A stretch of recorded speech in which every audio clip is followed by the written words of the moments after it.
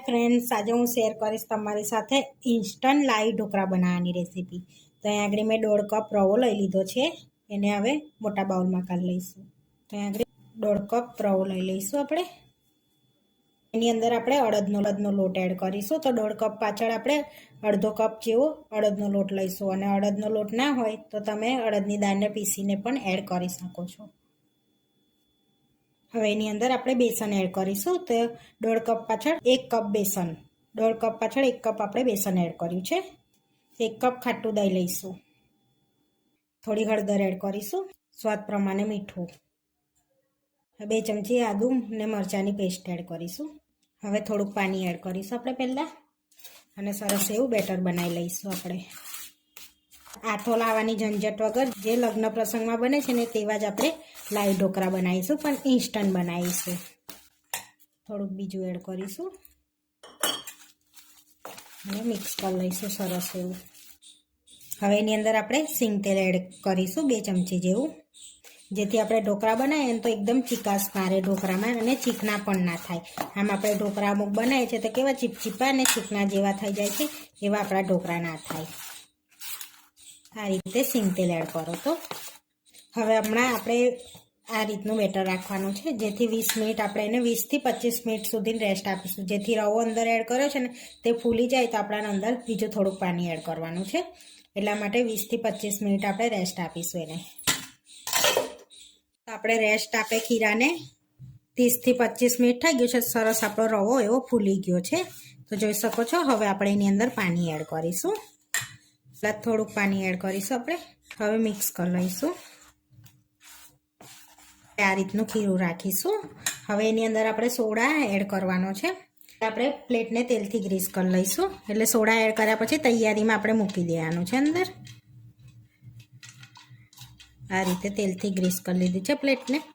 એની અંદર ચપટી soda add કરીશું આપણે।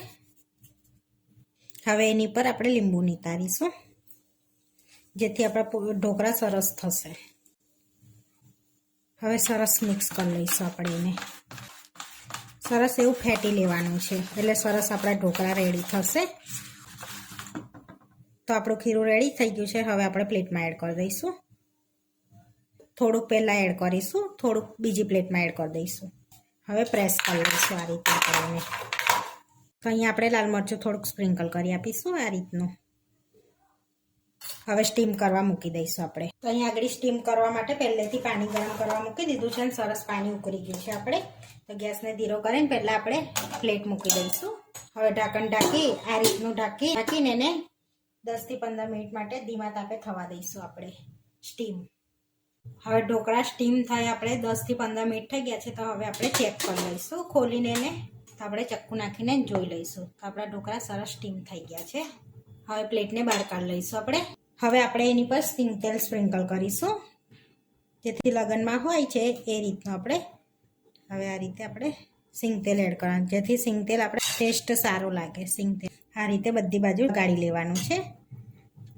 સિંગ તેલને બધી બાજુ લગાડી લીધું છે આપણે। હવે આ ગરમ ગરમ જ સર્વ કરવામાં આવે છે, તો આપણે કટ લગાડી લઈશું એને। તો જોઈ શકો છો સરસ આપણા કટ પણ પડે છે। તો આડા ને ઊભા 2 કટ લગાડી લેવાના છે આપણે આ રીતના।